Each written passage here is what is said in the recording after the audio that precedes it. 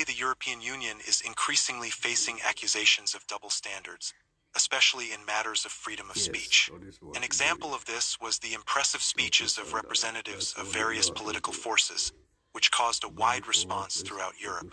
First, a representative of the Alternative for Germany party harshly criticized Ursula von der Leyen, exposing her attempts to restrict freedom of speech in Europe. His speech was a real revelation, reflecting the anger of millions of citizens who feel excluded from key public discussions.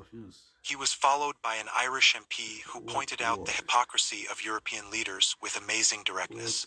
He asked a rhetorical question: why is Europe imposing sanctions against Russia, but at the same time maintaining warm relations with other countries where human rights are violated, and even increasing purchases of resources from these regions? This question came out of the blue, making many people think about the double standards that have become the hallmark of European politics. We will also discuss freedom of speech and attempts to put pressure on Elon Musk. The Irishman also stressed the absurdity of the situation. Despite loud statements about the rejection of Russian energy resources, Europe continues to depend on them. Moreover, instead of direct purchases, European countries often overpay by buying the same Russian resources through third countries. This caused outrage and became a topic of heated discussion. I promise, today's issue will not leave you without emotions, friends, and the speech of the Irish MP against Ursula will remain in your memory for a long time. Here we go. I would like to say a few words about freedom of speech in Europe today. The EU's pressure on social media platforms, including X, formerly Twitter, owned by Elon Musk, attracted particular attention in this situation. Brussels is actively demanding stricter content moderation, especially in relation to the so-called Russian narratives. Any deviation from the EU's hard line towards Russia is often labeled as spreading Kremlin propaganda. Those who express alternative points of view risk being accused of working for the Kremlin.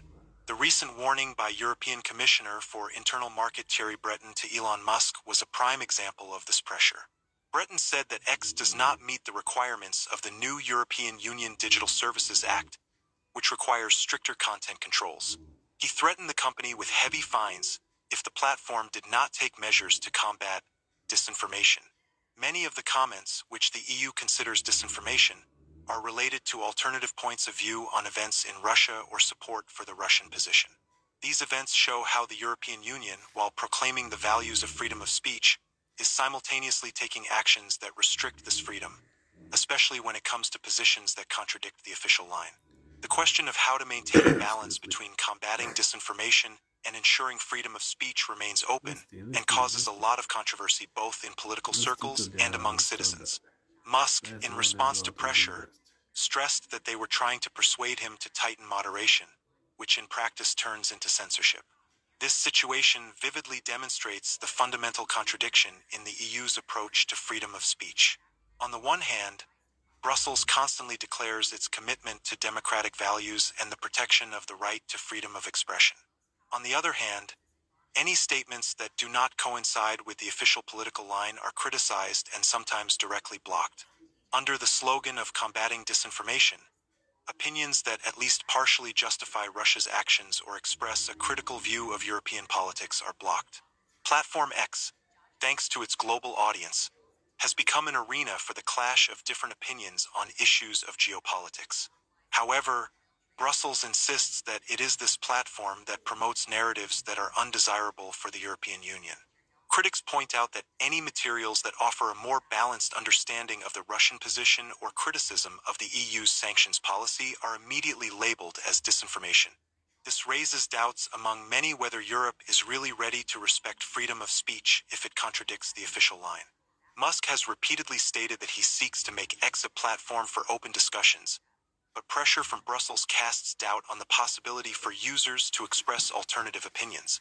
And now, friends, as promised, listen to what the Irish parliamentarian says about the double standards of the European Union in relation to Russia.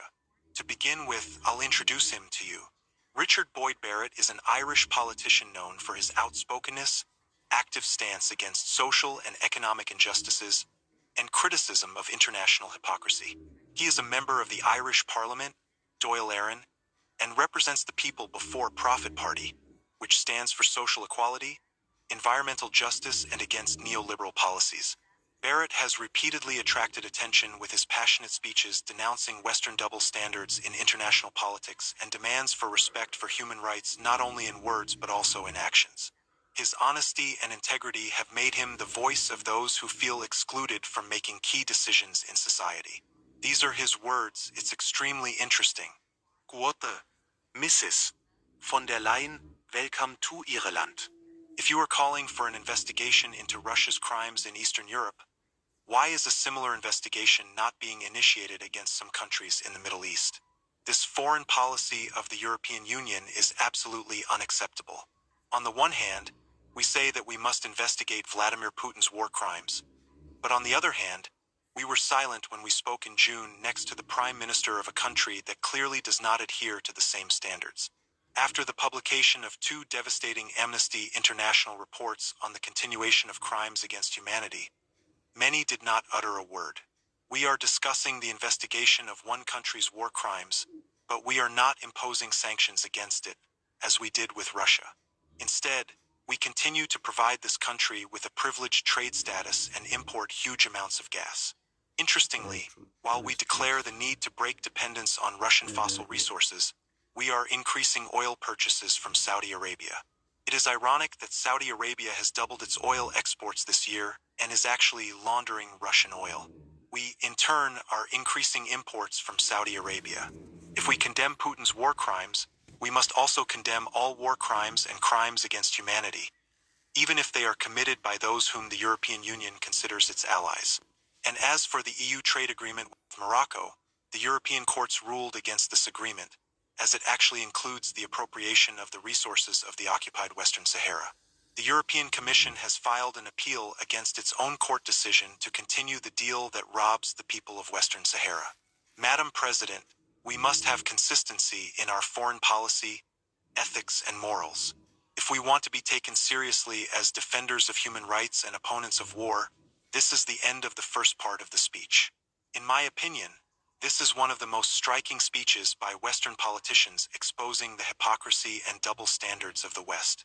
Yes, I strongly disagree with some of the theses about Russia, but I support the main message. The EU's foreign policy should be objective, consistent, and devoid of ulterior motives. All the criticism is directed at Russia, but when it comes to other countries that the EU treats with prejudice, the same rules do not apply for some reason. Now let's listen to the speech of the representative of the Alternative for Germany Party in the European Parliament regarding freedom of speech in the EU. This is a really interesting statement. Quote, Dear colleagues, while the European Union is talking about the importance of media pluralism and independent journalism, it itself, along with its allies, primarily the government, is trying to ban an alternative publication. The response to my request to the Commission was such that they did not even respond, ignoring the issue of freedom of the press. Questions about fake news within the framework of the law on digital services in Germany have now been raised with the participation of NGOs, which will require social networks to delete even clearly non-criminal materials. Due to the high fines, they will be forced to comply.